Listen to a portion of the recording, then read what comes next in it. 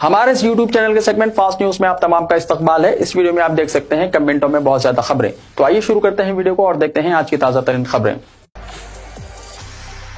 बीवी और 2 बच्चों का कत्ल करने वाले शख्स को फांसी की सजा। तेलंगाना की विकाराबाद जिले अदालत का सनसनीखेज फैसला। तेलंगाना की विकाराबाद जिले अदालत ने एक सनसनीखेज मुकदमे में बीवी और 2 बच्चों के कत्ल के मुर्तकिब मुलजिम को सजाए मौत सुना दी। यह वारदात 2019 में पेश आई थी। तफ्तीश के दौरान मुलजिम के हाथों कत्ल साबित होने पर अदालत ने फांसी की सजा मुकर्रर की। पुलिस के मुताबिक 32 साल प्रवीण कुमार एक प्राइवेट मुलाजिम था और विकाराबाद में अपनी बीवी और बच्चों के साथ रहता था। इसने अपनी बीवी चांदनी पर नाजायज ताल्लुकात के शुबे में लोहे की राड से हमला करके इसे कत्ल किया। बाद अज़ां इसने अपनी 5 साल बेटी आंचल और 9 साल बेटे अयान को भी मौत के घाट उतार दिया। तहकीकात में सामने आया कि चांदनी प्रवीण की दूसरी बीवी थी, जबकि अयान इसके पहले शौहर की औलाद था। अलबत्ता अंजलि प्रवीण की हकीकी बेटी थी। पुलिस के मुताबिक प्रवीण शराब नोशी का आदी था और बीवी से अक्सर झगड़े होते रहते थे। वाक़े के बाद वो खुदकुशी का इरादा रखता था, तहम बाद में पुलिस के सामने खुद को पेश कर दिया। तमाम शवाहिद और जुर्म की संगीनी का जायजा लेने के बाद विकाराबाद डिस्ट्रिक्ट कोर्ट ने प्रवीण को सजाए मौत का हुक्म सुनाया। मस्जिद नबवी में बाद नमाज जुमा मदीना बस हादसे के शहीदों की नमाज जनाजा। जन्नतुल बकी में तदफीन के इंतजामात। बदर बस सानहे में शहीद हैदराबादी मोतबरीन की नमाज जनाजा। मस्जिद नबवी में आज 21 नवंबर को बाद नमाज जुमा अदा की जाएगी। हुकूमत हिंद और हुकूमत तेलंगाना की जानिब से सऊदी हुक्काम से नुमाइंदगी की गई थी कि मक्का मुकर्रमा से मदीना मुनव्वरा जाते हुए रास्ते में हादसे में शहीद होने वाले तमाम मोतबरीन की नमाज जनाजा की मस्जिद नबवी में अदायगी और जन्नतुल बकी कब्रस्तान में तदफीन की इजाज़त दी जाए। हुकूमत हिंद और हुकूमत तेलंगाना की नुमाइंदगी कबूल करते हुए सऊदी हुक्काम ने जरूरी कार्रवाई का आगाज कर दिया है। इस असना में शहीदों के 38 अरकान खानदान मदीना मुनव्वरा पहुंच गए, जिनके सफर ख्याम और ताम का हुकूमत तेलंगाना की जानिब से इंतजाम किया गया और सोगवार खानदानों को जरूरी इमदाद और सहूलतें फराहम की जा रही है। हुकूमत हिंद के एक आला सतही वफ्द, जिसकी क़यादत गवर्नर आंध्र प्रदेश जनाब अब्दुल नज़ीर कर रहे हैं, सऊदी अरब में हिंदुस्तानी सफीर डॉक्टर सोहेल एजाज खान और जनाब अरुण कुमार चटर्जी सेक्रेटरी CPVOIA के साथ तेलंगाना के वफ्द, जो मोहम्मद अजहरुद्दीन वजीर बराए अखिलती बहबूद, जनाब माजिद हुसैन MLA और जनाब B शफीउल्लाह सेक्रेटरी बराए हुकूमत तेलंगाना ने सऊदी हुक्काम के साथ जरूरी इक़दामात के सिलसिले में इजलास मुनक़्क़िद किया। यह पहला मौका है कि हैदराबाद के 42 मरहूमीन की इज्तिमाई नमाज जनाजा मस्जिद नबवी में अदा की जा रही है। जनाब अजहरुद्दीन ने हुकूमत तेलंगाना बिलखुसूस चीफ मिनिस्टर रेवंत रेड्डी से इजहार तशक्कुर किया, जिन्होंने शहीदों की सोगवार खानदानों के साथ हमदर्दी और यगानिकत का इजहार किया और एक्स गिरिशा का इंतजाम किया और हर किस्म की सहूलतें फराहम की। मदीना मुनव्वरा में बस हादसे का शिकार खानदान के साथ इजहार हमदर्दी। दुख की घड़ी में भारत राष्ट्र समिति सोगवार खानदानों के साथ खड़ी है। KTR के अरकान खानदान से मुलाकात हुई। BRS वर्किंग सदर KT रामाराव ने कल मदीना मुनव्वरा में बस हादसे का शिकार होने वाले मुशीराबाद के 18 अफराद के अरकान खानदान से मुलाकात करते हुए ताज़ियत का इजहार किया और कहा कि पार्टी सरबराह और साबिक़ चीफ मिनिस्टर के चंद्रशेखर राव ने भी इस हादसे पर रंजो गम का इजहार करते हुए कहा कि इस दुख की घड़ी में भारत राष्ट्र समिति यानी BRS सोगवार खानदानों के साथ खड़ी रहेगी और पार्टी की जानिब से मुमकिन ताउन का पेशकश भी किया। उन्होंने बाद मीडियाई नुमाइंदों से बात करते हुए कहा कि सऊदी अरब में 17 नवंबर को पेश आने वाले इस हादसे में तेलंगाना से ताल्लुक रखने वाले 40 से ज्यादा अफराद शहीद हुए हैं, जिनमें से ज्यादातर का ताल्लुक हैदराबाद से है। KT रामाराव ने कहा कि वो एडिकेटमेंट मुतासरीन के अहल खाना से मुलाकात करते हुए इस वाक़े पर गहरे दुख का इजहार किया और कहा कि इस हादसे में तेलंगाना के तकरीबन 45 अफराद, खासकर एक ही खानदान के 18 अफराद की मौत हुई, जो दिल दहला देने वाला अजीम सानिहा है। इस नागहानी हादसे के बाद लवाहिकीन की रहनुमाई और तदफीन के इंतजाम में दस्तावेजी कार्रवाई में ताउन के लिए BRS ने भी साबिक़ सदर नशीन वक्फ बोर्ड जनाब मसीउल्लाह और आज़म अली खुर्रम पर मुश्तमिल 2 रुकनी वफ्द को मदीना मुनव्वरा रवाना किया है, जहां वो सऊदी अरब में सिफारत खाने के हुक्काम के साथ रब्ता कर रहे हैं ताकि मुमकिन मदद को यकीनी बनाया जा सके। उन्होंने बताया कि इस खानदान के जिम्मेदार शेख नसीरुद्दीन के बहन भाई सईद ने KTR को तमाम तफसीलात से वाकिफ करवाया और उनकी आमद पर शुक्रिया अदा करते हुए सिर्फ नमाज जनाजा में दुआए मग़फ़िरत करवाने की ख्वाहिश जाहिर की। उन्होंने इस हादसे की इत्तला मिलते ही मुकामी रुकन असम्बली M गोपाल और उनके बेटे BRS लीडर MJ सिम्हा की जानिब से फौरी तौर पर पहुंचकर जरूरी कार्रवाई का तयक़्क़ुन दिया और हमदर्दी पर भी शुक्रिया अदा किया। इसी दौरान तमाम शहदा के लिए दुआए मग़फ़िरत भी की गई। इस मौके पर साबिक़ deputy chief minister Mohammed Mahmood Ali, साबिक़ वज़ीर T श्रीनिवास यादव, साबिक़ रुकन कौंसिल मोहम्मद सलीम, BRS क़ायदीन अली मस्कती, शेख अब्दुल्ला सोहेल, मोहम्मद जहांगीर, मोहम्मद ज़हीरुद्दीन समर, अरशद अली खान और दीगर मौजूद थे। कामारेड्डी के बदकम्मा कुंटा में पुलिस की घर घर तलाशी, कई गाड़ियां जब्त, 7 अफराद हिरासत में। तेलंगाना के कामारेड्डी जिले हेडक्वार्टर के बदकम्मा कुंटा कॉलोनी में कल सुबह पुलिस ने अचानक कॉर्डन सर्च ऑपरेशन अंजाम दिया, जिसके दौरान 208 टू व्हीलर गाड़ियां, 11 ऑटो रिक्शे और 1 कार जब्त की गई, जबकि 7 अफराद को शक की बुनियाद पर हिरासत में लिया गया। कार्रवाई की वजह से मुकामी अफराद में बेचैनी देखी गई। SP राजेश चंद्र की हिदायत पर कार्रवाई ASP चैतन्या रेड्डी की क़यादत में अंजाम दी गई, जिसमें 240 पुलिस एहलकारों ने हिस्सा लिया। पुलिस ने घर घर जाकर मकीनों के आधार कार्ड और दीगर शनाख्ती दस्तावेजात की जाँच की। की, साथ ही गाड़ियों के कागजात भी चेक किए गए। ASP चैतन्य रेड्डी ने मीडिया से बात करते हुए कहा कि यह कार्रवाई गैर कानूनी सरगर्मियों की रोकथाम और आवाम में एहसास तहफ़्फ़ुज़ पैदा करने के लिए की गई है। उन्होंने कहा कि यह मुहासरा एहतियाती इक़दाम के तौर पर अंजाम दिया गया ताकि किसी भी नाखुशगवार वाक़े को रोका जा सके। रेवंत रेड्डी का अजला का दौरा। तेलंगाना में कांग्रेस हुकूमत को इख्तियार में आए हुए 2 साल मुकम्मल होने वाले हैं, जिसके पेश नज़र रियासती हुकूमत दिसंबर के महीने में बड़े पैमाने पर प्रजा पालना उत्सव यानी अवामी हुक्मरानी के त्यौहार मुनक्किद करने की तैयारी कर रही है। इसी सिलसिले में वज़ीर आला रेवंत रेड्डी अपना दौरा अजला 21 दिसंबर से शुरू करेंगे, जो 7 दिसंबर तक जारी रहेगा। ये दौरा नारायणपेट जिले के मक्थल से शुरू होगा। एक रोज़ा सालाना तरबियती इज्तिमा बराए ख़वातीन। सुन्नी तरबियती मरकज़ मस्जिद अनीस सुल्ताना के ज़ेर एहतमाम एक रोज़ा सालाना तरबियती इज्तिमा बराए ख़वातीन बतारीख 22 नवंबर बरोज़ हफ्ता सुबह 10 बजे दिन बमुक़ाम शाहजहाँ फंक्शन हॉल, अमान नगर बी, तालाब कट्टा, हैदराबाद में डॉक्टर मुफ्तिया हाफिज़ा रिजवाना ज़रीन प्रिंसिपल और शेखुल हदीस जामिअतुल मोमिनात की सदारत में मुक़र्रर है। जलसे का आगाज़ हाफिज़ा और कारिया माजूनी खातून की क़िरात और आलिमा गौसिया तरन्नुम की नात शरीफ से होगा। इस जलसे को मुफ्तिया मुस्कान फिरदौस मोमिनाती, आलिमा खतीजा खातून मोमिनाती, आलिमा सिमरन फातिमा मोमिनाती, आलिमा सानिया सुल्ताना मोमिनाती, आलिमा निखत समन मोमिनाती, आलिमा और हाफिज़ा हुमा उनीसा मोमिनाती, आलिमा सैयदा शगुफ्ता मोमिनाती, आलिमा कबीरा फातिमा मोमिनाती, मुफ्तिया कोसगी कौसर मोमिनाती, मुफ्तिया जहरा फातिमा मोमिनाती मुखातिब करेंगी। ख़वातीन और तालिबात से शिरकत की ख्वाहिश की जाती है। जामिया निज़ामिया में सालाना जलसे तक़सीम असनाद, अताए खिल्लत, दस्तारबंदी और उर्स शेखुल इस्लाम रहमतुल्लाहि तआला अलैह उलूम इस्लामिया के अजीब दीनी दरसगाह जामिया निज़ामिया हैदराबाद के ज़ेर एहतमाम उर्स शरीफ हज़रत शेखुल इस्लाम आरिफ बिल्ला मोहम्मद अनवारुल्लाह फ़ारूक़ी रहमतुल्लाहि तआला अलैह बाने जामिया निज़ामिया जुमा 21 नवंबर 2025 को मुक़र्रर है। 4 बजे दिन कुरान ख़वानी और चादर गुल बरमज़ार शेखुल इस्लाम आरिफ बिल्ला मोहम्मद अनवारुल्लाह फ़ारूक़ी रहमतुल्लाहि तआला अलैह बाने जामिया निज़ामिया में पेश की जाएगी। बाद नमाज मग़रिब जलसे तक़सीम असनाद, अताए क़िल्लत और दस्तारबंदी फ़ाज़िलीन व हुफ़्फ़ाज़ मुनक़्क़िद होगा। मुफ़क्किर इस्लाम हज़रत मौलाना मुफ्ती खलील अहमद अमीर जामिया निज़ामिया सदारत फरमाएंगे और खैर मक़दमी खिताब करेंगे। हफ्ता 22 नवंबर को बाद नमाज इशा तलबा जामिया निज़ामिया के ज़ेर एहतमाम तराही नातिया मुशायरा मुनक़्क़िद होगा, जिसमें मुमताज़ मद्दू शोरा इकराम अपना कलाम पेश करेंगे। मौलवी अहमद मोहिउद्दीन खान मोतमद जामिया निज़ामिया ने उलमा इकराम, मशाइख़ इज़ाम, तलबा क़दीम और आम्मतुल मुस्लिमीन से शिरकत की ख्वाहिश की है। मौसम सरमा के आगाज़ के साथ ही सांस और फेफड़ों के अमराज में मुब्तला मरीजों की मुश्किलात में नुमाया इजाफा। हैदराबाद में मौसम सरमा के आगाज़ और दर्जा हरारत में कमी के साथ ही सांस और फेफड़ों के अमराज में मुब्तला मरीजों की मुश्किलात में नुमाया इजाफा देखने में आया है। चेस्ट हॉस्पिटल हैदराबाद के सुपरिटेंडेंट डॉक्टर श्रवण कुमार ने इंतबाह दिया है कि सर्द मौसम खासतौर पर दम्मा और COPD के मरीजों के लिए खतरनाक साबित हो सकता है। उन्होंने इंकशाफ किया है कि COPD हिंदुस्तान में अमवात की दूसरी बड़ी वजह बन चुकी है, जिसकी बुनियादी वजह सिगरेट नोशी और फ़िज़ाई आलूदगी है।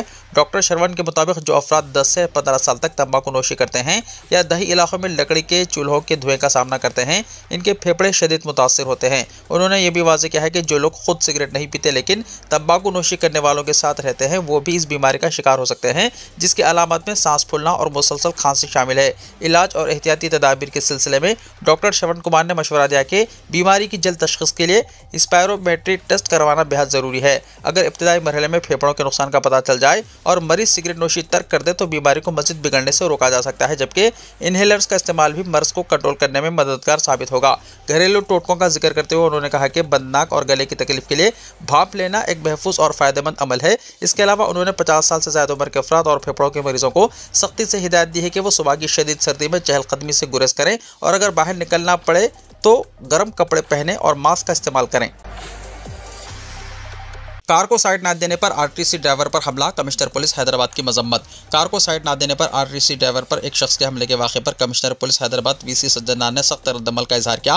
राजन्ना सिलसिला जिले में पेश आए इस वाक़े की वीडियो के वायरल होने पर सज्जनार ने, जो सोशल मीडिया पर सरगर्म हैं, उन्होंने शदीद रद्दमल का इजहार किया। उन्होंने कहा कि दौरान ड्यूटी सरकारी मुलाजिमीन, ख्वाह वो पुलिस मुलाजिमीन हो, टीचर्स हों या RTC अमला, इस पर हमला, धमकियाँ या रुकावटें नाकाबिले बर्दाश्त हैं और ऐसी हरकतें किसी सूरत में बर्दाश्त नहीं की जाएंगी। ऐसे वाक़यात को मामूली नहीं बल्कि संगीन मुजरिमाना हरकत समझकर ही निपटा जाएगा। सज्जनार ने बताया कि सरकारी मुलाजिमीन पर हमला BNS भारत न्याय संहिता की दफात 221, 132 और 121(1) के तहत संगीन जुर्म है। एक बार केस दर्ज हो जाने के बाद पासपोर्ट जारी होना, सरकारी मुलाजिमत हासिल करना और आइंदा के मौक़े सब खतरे में पड़ सकते हैं। उन्होंने खबरदार किया है कि कुछ देर के लिए बरहमी के आलम में की गई गलती पूरी ज़िंदगी नुकसानदेह साबित हो सकती है, इसलिए अवाम ज़ब्त और जिम्मेदारी के साथ पेश आएँ।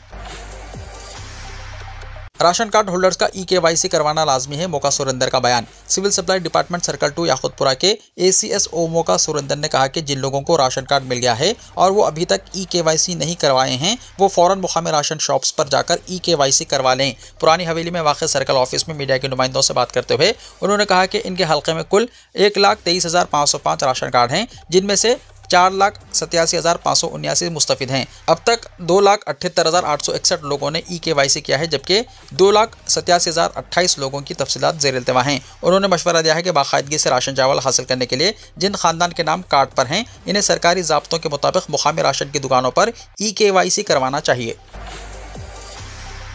फार्मूला ई कार रेस केस में KTR को बड़ा झटका, गवर्नर ने चार्जशीट और फंड्स की तहकीकात की मंजूरी दे दी। तेलंगाना के साबिक वजीर और BRS के कारगुजार सदर तारक रामाराव को फार्मूला ई कार रेस केस में बड़ा सियासी और कानूनी झटका लगा है। गवर्नर ने चार्जशीट दायर करने और फंड्स के गलत इस्तेमाल की तहकीकात की मंजूरी दे दी है। इस मंजूरी के बाद ACB जल्द ही तारक रामाराव के खिलाफ कानूनी कार्रवाई और इल्जाम दर्ज करेगा और अदालत में चार्जशीट दाखिल करेगी। जराये के मुताबिक चंद रोज पहले हुकूमत ने गवर्नर को खत लिखकर इस केस में तहकीकात की इजाजत मांगी थी। अब गवर्नर की मंजूरी के बाद मामला तेजी से आगे बढ़ रहा है। इस केस में KT रामाराव को A1 और अरविंद कुमार को A2 के तौर पर नामजद किया गया है, यानी दोनों अहम मुल्जिमीन हैं और इनके खिलाफ इल्जामात की बुनियाद पर कानूनी कार्रवाई होगी। ये केस मुबैना तौर पर फार्मूला ई कार रेस के दौरान फंड्स के गैर कानूनी इस्तेमाल से मुताल्लिक है। ACB अब तमाम शवाहिद और रिकॉर्ड की जांच के बाद प्रोसिक्यूटर के जरिए मुकदमा दर्ज करेगा, जिससे सियासी और कानूनी हलकों में काफी हलचल मुतवक्को है। KTR के खिलाफ मुकदमा, चीफ मिनिस्टर का सियासी इंतखाम, हरीश राव ने कहा। BRS कायद और रुकन असेंबली टी हरीश राव ने हैदराबाद के ब्रांड इमेज को आलमी सतह तक पहुंचाने वाले KTR के खिलाफ गैर कानूनी मुकदमा दर्ज करने की मजम्मत की और इसको सियासी इंतखाम करार दिया। सोशल मीडिया प्लेटफॉर्म X पर हरीश राव ने कहा कि हुकूमत की नाकामियों को बेनकाब करने वाले कायदीन की आवाज़ को दबाने की कोशिशें गैर जमहूरी तरह से हुक्मरानी की अलामत है। उन्होंने चीफ मिनिस्टर रेवंत रेड्डी को तनकीद का निशाना बनाया और कहा कि रियासत में मुकामी इदारों के इंतखाबात से पहले सरकारी इख्तियारात का गलत इस्तेमाल करके सियासी फायदा उठाने की कोशिश की जा रही है, जिसकी BRS मजम्मत करती है। हुकूमत BRS वर्किंग सदर KTR के खिलाफ सियासी इंतखाम पर उतर आई है। एक जमहूरी ओहदे पर फायज चीफ मिनिस्टर को गैर जमहूरी इक़दाम करना जेब नहीं देता। हुकूमत की नाकामी और अवामी मसाइल के खिलाफ जिद्दोजहद करने वाले KTR की आवाज़ को दबाने की कोशिश की जा रही है। झूठे मुकदमा दर्ज करके सियासी ड्रामाबाजी की जा रही है। अवाम सब कुछ देख रहे हैं। इन मुकदमात से KTR और दूसरे कायदीन के हौसले पस्त नहीं होंगे, बल्कि BRS अपोजिशन का तामीरी रोल अदा करके हुकूमत की नाकामियों का पर्दाफाश करेगी। हरीश राव ने कहा कि कांग्रेस हुकूमत की 2 साल कारकर्दगी मायूस कुन है। वादों पर अमल न होने की वजह से अवाम में हुकूमत के खिलाफ नाराजगी पाई जाती है। कांग्रेस हुकूमत सिर्फ शफाफियत का दिखावा कर रही है, असल में अवामी मसाइल पर कोई संजीदा काम नहीं किया जा रहा है। उन्होंने कहा कि BRS पूरी मजबूती से KTR के साथ खड़ी है। हुकूमत के गलत इक़दामात का कानूनी मिहाज पर भरपूर मुकाबला किया जाएगा। असेंबली की रुकनियत से इस्तीफा देने डी नागेंद्र का गौर। सुप्रीम कोर्ट से इन्हिराफ के इल्जामात का सामना करने वाले अरकान असेंबली के खिलाफ अंदरून 1 हफ्ता कार्रवाई की स्पीकर असेंबली को हिदायत के बाद खैरताबाद रुकन असेंबली डी नागेंद्र इस्तीफे पर गौर कर रहे हैं। जराये के मुताबिक इस बात का अंदेशा है कि अगर वो इस्तीफा ना दें तो सुप्रीम कोर्ट इन्हें असेंबली की रुकनियत से नाअहल करार देगा। नाअहल करार दिए जाने के बाद 6 साल तक इंतखाबात में हिस्सा लेने पर पाबंदी आयद रहती है। लिहाजा अदालत की किसी कार्रवाई से कबल डी नागेंद्र इस्तीफा पेश करने पर गौर कर रहे हैं। वो BRS टिकट पर खैरताबाद असेंबली हल्के से मुंतखब हुए और कांग्रेस में शमूलियत इख्तियार कर ली। उन्होंने कांग्रेस टिकट पर सिकंदराबाद लोकसभा हल्के से इंतखाबात में हिस्सा लिया था, लिहाजा इन पर इन्हिराफ का इल्जाम साबित होता है। बताया जाता है कि नागेंद्र असेंबली के रुकने से इस्तीफा देकर सुप्रीम कोर्ट की कार्रवाई से बचना चाहते हैं। इस्तीफे की सूरत में वो ज़िमनी चुनाव में कांग्रेस टिकट पर मुकाबला करने के लिए आज़ाद रहेंगे। दूसरी तरफ स्टेशन घनपुर के रुकन असेंबली गुडेम श्रीहरि के इस्तीफे की भी इत्तलात गर्म है। श्रीहरि के दुख्तर गुडेम काव्या कांग्रेस टिकट पर वरंगल से लोकसभा के लिए मुंतखब हुई और श्रीहरि ने इनकी इंतखाबी मुहिम चलाई थी। 10 अरकान असेंबली ने 2 पर इन्हिराफ के इल्जाम साबित हो सकता है, लिहाजा ये दोनों इस्तीफा देकर इन्हिराफ की कार्रवाई से बच सकते हैं। शास्त्रीपुरम में हाइड्रा की बड़ी कार्रवाई। बम रुकनुद्दौला लेक बफर जोन में दोबारा गैर कानूनी तामीरात का इन्हिदाम।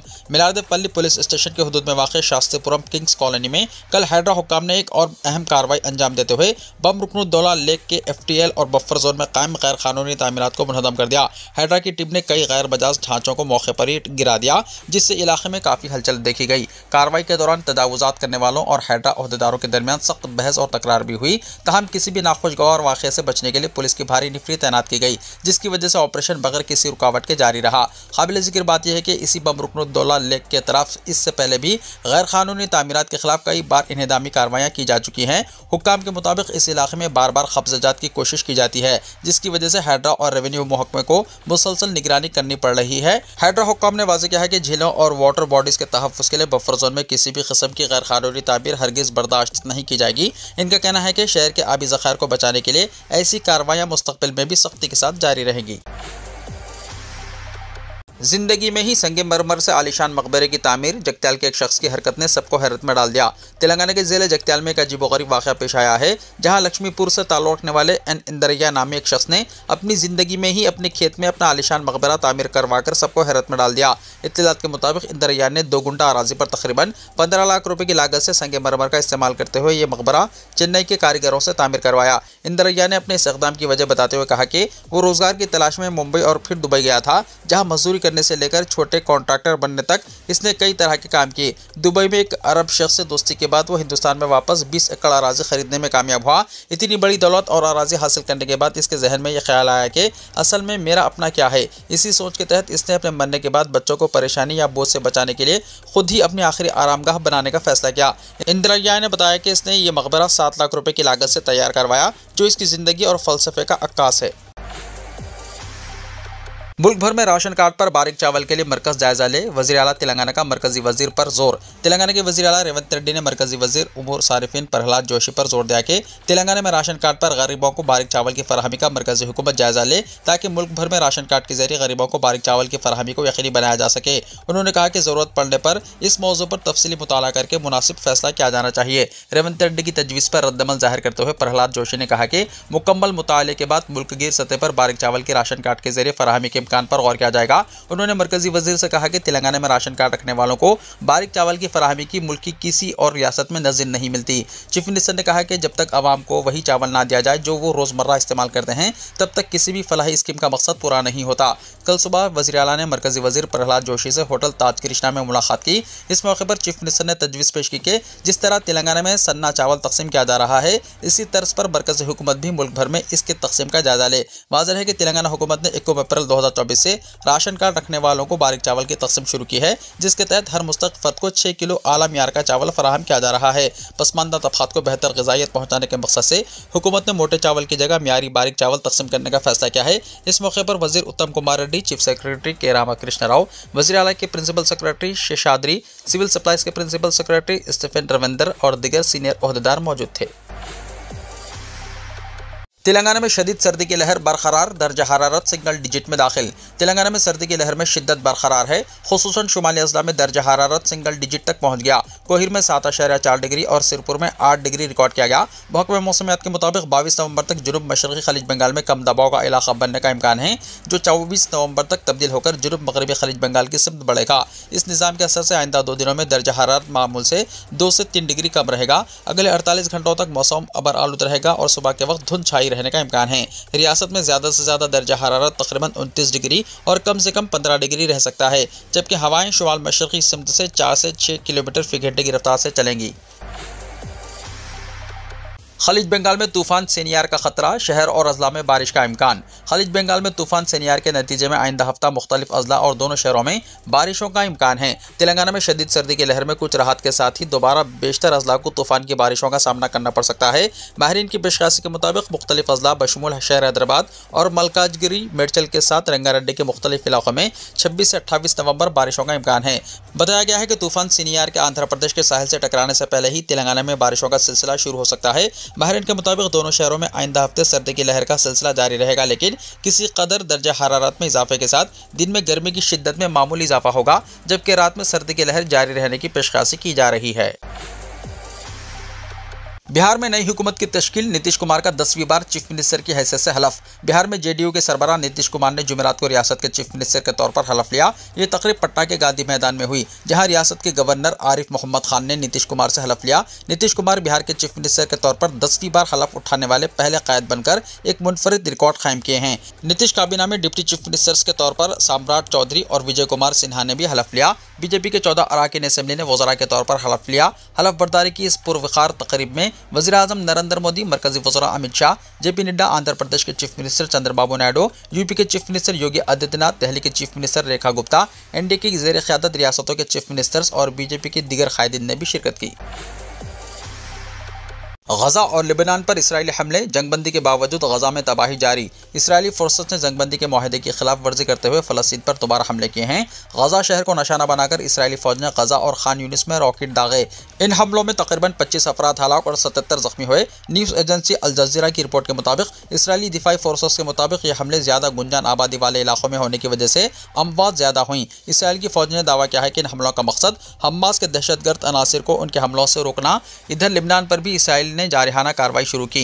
जुनूबी लेबनान में फ़लस्तीनी पनाह गज़ीन कैंप पर बमबारी की गई। इस हमले में 10 से ज़्यादा अफराद हलाक हुए। लेबनान की वज़ारत सेहत के हवाले से अल जज़ीरा ने इसकी इत्तला दी। इसराइल ने कहा है कि ये फ़िज़ाई और ड्रोन हमले खास तौर पर हमास और हिज़्बुल्लाह नेटवर्क को निशाना बनाने के लिए किए गए थे। अमेरिका के सालिसी किरदार से कायम जंगबंदी को नज़रअंदाज करते हुए इसराइल ने गजा पट्टी पर मुसलसल हमले किए हैं। अल जज़ीरा के मुताबिक अब तक 393 हमले किए जा चुके हैं, जिनमें तकरीबन 280 अफराद हलाक और तकरीबन 672 जख्मी हुए हैं। वीडियो को लाइक शेयर कीजिए और हमारे इस YouTube चैनल को सब्सक्राइब करते हुए इसके बेल आइकॉन को भी प्रेस कर लीजिए ताकि ऐसी ही ताज़ा तरीन खबरें आइंदा भी आपको मिलती रहें।